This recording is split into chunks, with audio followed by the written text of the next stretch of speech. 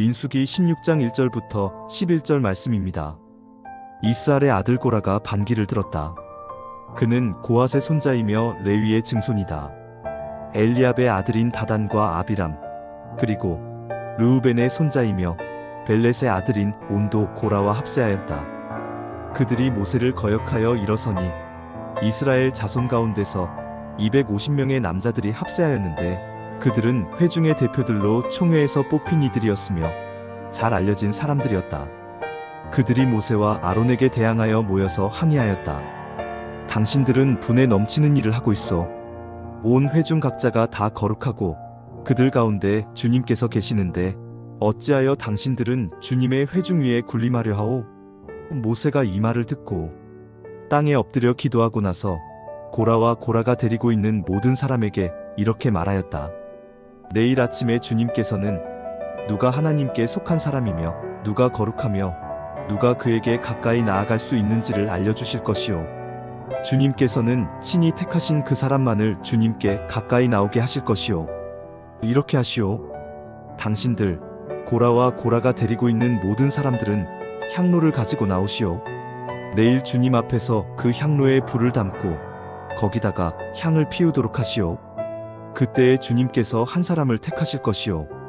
그가 바로 거룩한 사람이요. 레위의 자손이라고 하는 당신들이야말로 분에 넘치는 일을 하고 있어. 모세가 고라에게 말하였다. 당신들 레위의 자손은 들으시오. 이스라엘의 하나님이 당신들을 이스라엘 회중 가운데서 구별하셔서 주님께로 가까이 나오게 하셨소. 그리고 주님의 성막 일을 하게 하셨소. 그뿐만 아니라 당신들을 회중 앞에 세워 그들을 돌보게 하셨소. 그런데 이것이 당신들에게 부족하단 말이오? 주님께서는 당신의 모든 동료 레위의 자손을 당신과 함께 주님께로 가까이 불러내셨소. 그런데 이제 당신들은 제사장직까지도 요구하고 있어. 그러므로 당신과 당신의 사람들이 결속한 것은 주님을 거역하는 것이오. 아론이 어떤 사람인데 감히 그를 거역하여 불평을 한단 말이오?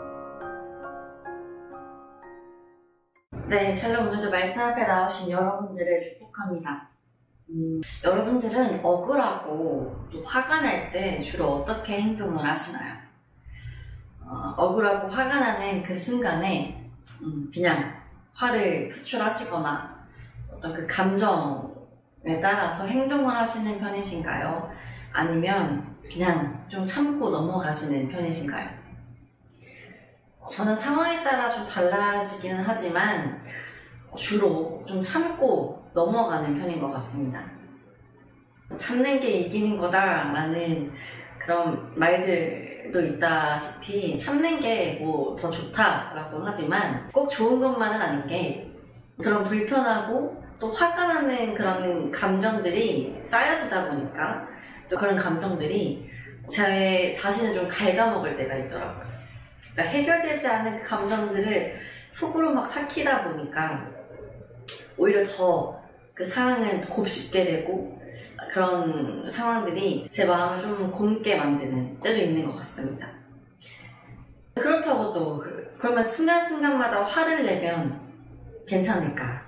또 이것도 좋은 방법은 아니죠. 그 순간순간 그냥 화를 내다 보면 실수할 때도 있고 또 그런 상황들이 또 악화될 때가 있습니다.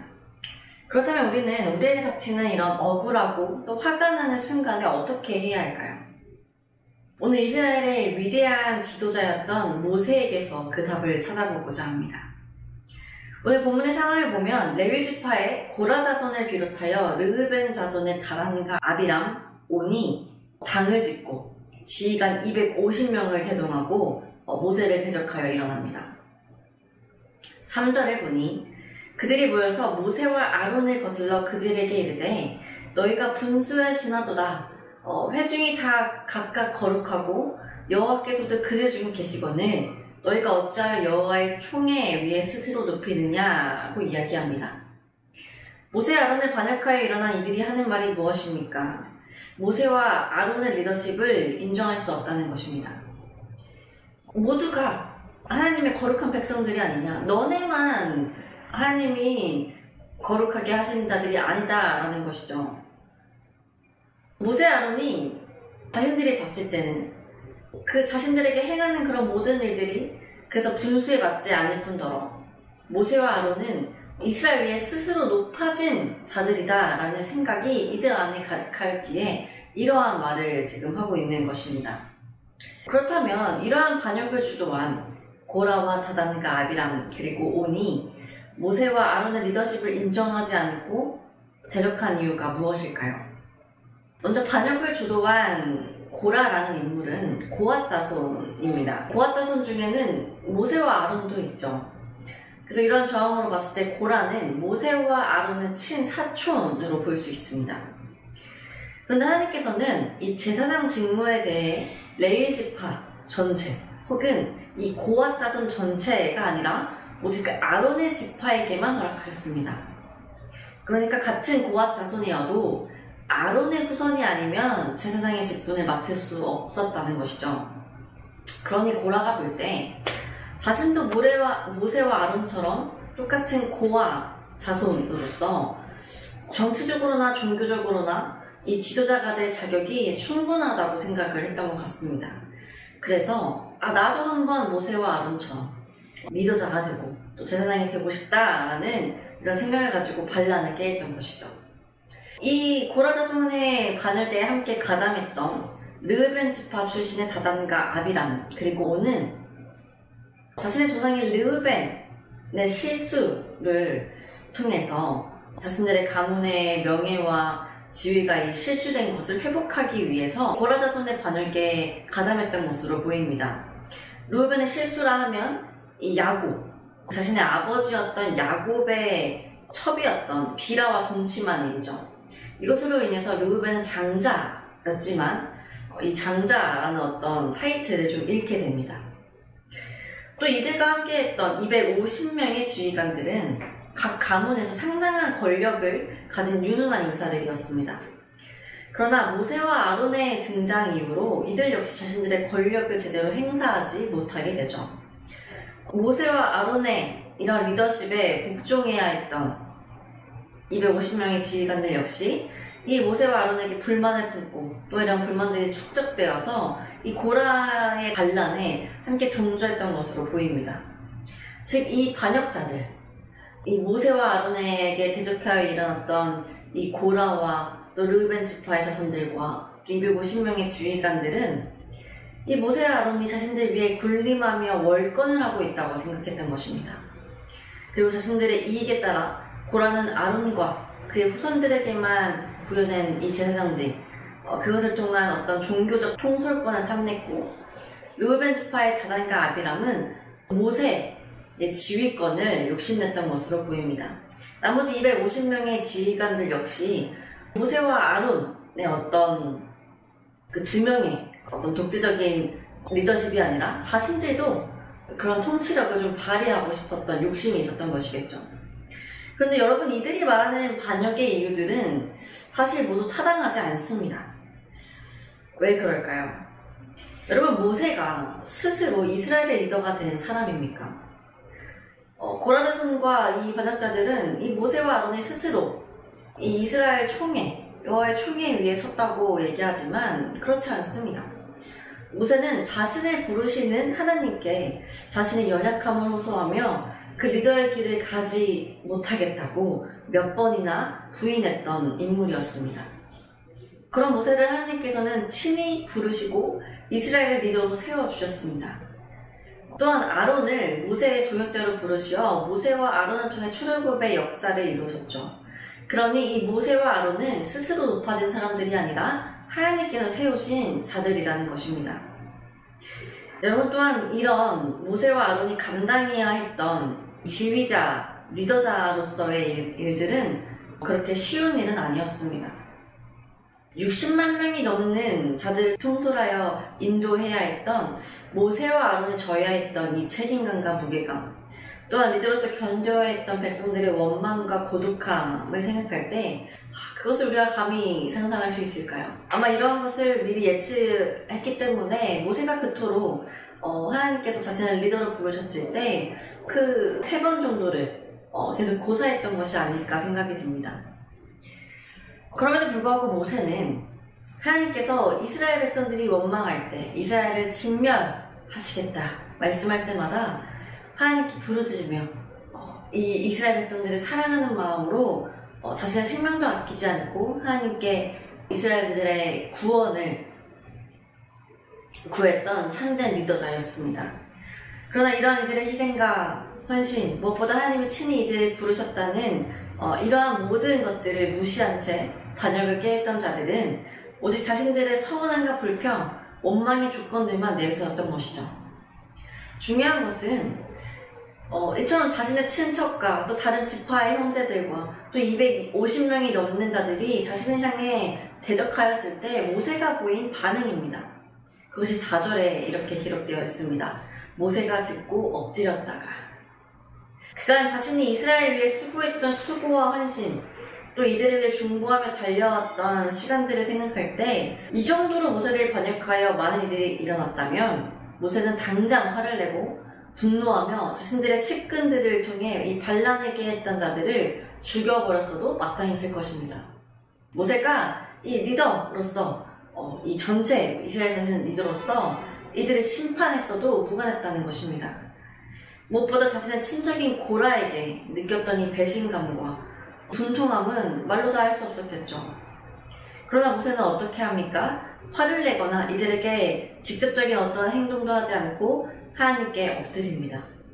서두에 함께 나눴던 것처럼 무조건 참거나 화를 내는 방법이 아닌 하나님께 엎드리는 다른 방법을 택했다는 것입니다. 그리고는 하나님께 속한 자가 누구인지 하나님께서 판별하실 것이라 말씀합니다. 자신이 직접 이들을 판단하거나 심판하지 않고 모든 판단과 결과를 하나님께 맡겼다는 것이죠. 모세라고 왜 억울하지 않고 왜 서운하지 않고 왜 화가 나지 않았겠습니까? 250명이 넘는 사람들이 일어나 자신을 대적할 때 자신의 리더십에 대한 회의감도 들지 않았겠습니까? 그러나 모세는 하나님께 엎드림으로 자신의 억울함과 서운함 그리고 그 분통함을 사람이 아닌 하나님께 쏟아내었습니다. 이에 하나님께서는 모세의 마음을 들으셨고 모세의 이 모든 일을 보셨고 그래서 하나님께서 해결하실 것이라는 확신을 모세에게 주셨을 것입니다. 사랑하는 여러분, 우리에게도 이러한 일들이 삶 가운데 일어날 수 있습니다. 하나님이 보내신 자리에서 하나님이 맡기신 그 일들 속에서 누구보다 열심히 또 누구보다 헌신적으로 그 일들을 감당했지만 돌아오는 것은 나를 향한 사람들의 원망과 불평뿐일 때 얼마나 억울하고 화가 납니까? 교회사뿐 아니라 직장에서, 가정에서 또 여러 관계 속에서 나는 정말 하나님의 뜻에 따라 충실하게 살았는데 나를 억울하게 모함하고 나를 대적하는 사람들을 만날 때 얼마나 화가 나고 억울합니까? 그러나 그때 우리의 기분대로 화를 내거나 우리 스스로 그들을 응징하지 맙시다. 참는 게 이기는 것이라고 그저 아무 말도 하지 않고 또 넘어가는 그런 일도 행하지 맙시다. 우리 스스로 화를 내고 해결한다면 상황은 더 분열되고 악화될지 모르겠습니다. 또 그저 참는다면 그 역시 아무런 상황의 변화도 일어나지 않은 채 좋지 않은 결과로 이어질지도 모르겠습니다. 그러니 그 순간 하나님께 엎드리는 지혜를 우리가 발휘했으면 좋겠습니다. 눈을 감고 하나님께 기도하는 것입니다. 엎드릴 수 없고 눈을 감을 수 없다면 그저 하늘을 우러러봅시다. 그리고 하나님께 우리의 그 모든 상황을 아뢰며 하나님께서 그 상황을 해결해 주시기를 간구합시다. 하나님께서는 우리의 모든 상황을 보고 계시는 분이시며 우리의 상한 심령을 들으시는 분이십니다. 우리의 모든 상황을 보시고 우리의 마음을 들으시는 하나님께서 그 상황을 어떻게 해결해 나가야 하시는지 그 상황을 어떻게 헤쳐나가야 할지에 대한 답을 주실 것입니다. 때로는 모세처럼 당장 해야 할 말들을 알려줄 수도 있고 그 순간은 잠잠하라 말씀하실 수도 있습니다. 그러나 분명한 것은 하나님께서 그 모든 상황을 주도하시며 해결하신다는 것입니다. 그러니 사랑하는 여러분, 억울하고 화가 나는 상황 가운데 가장 먼저 하나님을 찾아야 함을 기억합시다. 아무리 억울하고 아무리 화가 나고 아무리 어려운 상황일지라도 하나님께서는 그 모든 상황과 관계 속에 개입하시어 역사하실 것입니다. 그리고 하나님의 공의와 사랑으로 하나님의 선하신 방법으로 우리의 모든 문제들을 풀어주실 것입니다. 이것을 믿음으로 오늘도 여러분들의 일상을 하나님께 맡겨드리며 작은 감정의 요동 앞에서도 하나님께 엎드려 그분의 지혜를 구하는 겸손한 삶을 살아가시기를 간절히 소망합니다. 함께 기도합시다. 하나님, 오늘의 말씀을 보니 이스라엘을 위해 헌신하며 이끌었던 모세를 향해 대적했던 자들이 있었다는 것을 알게 되었습니다. 모세의 헌신과 수고, 이스라엘을 향한 사랑을 알지 못한 채 250명이 넘는 자들이 모세를 대적하여 일어났을 때 모세가 느꼈을 분노와 억울함, 그 배신감이 어떠했을지 상상이 되지 않습니다. 그러나 모세는 그 순간 화를 내거나 스스로 심판하거나 또 그냥 그 상황을 넘기지 않고 바로 하나님께 엎드렸다는 사실도 알게 되었습니다. 주님, 우리도 모든 상황 가운데 모세와 같이 하나님께 엎드리는 자가 되길 원합니다. 우리의 억울함과 분통함을 하나님이 다 듣고 계시고 보고 계시다고 할 때 우리 스스로 그 모든 일들을 해결할 것이 무엇이겠습니까? 모세와 같이 하나님께 우리의 상황을 다 죽게 하려며 우리의 마음을 쏟아놓을 때 하나님 친히 일하여 주시고 우리가 지혜롭게 행해야 할 일과 말해야 할 것을 알려주시기를 원합니다. 그리하여 우리 앞에 놓인 모든 문제들이 하나님 앞에서 온전히 해결되어지도록 인도하여 주옵소서. 오늘 하루 각자의 자리로 나아가는 주의 천명들을 기억하여 주사 이들의 마음과 생각을 붙잡아 주시어 감정이 앞서지 않고 오직 주께 엎드리며 주님의 일하심을 경험하게 하여 주옵소서. 감사합니다. 우리의 모든 것 아시며 우리의 또한 유일한 중보자 되신 예수 그리스도의 이름으로 기도드립니다. 아멘.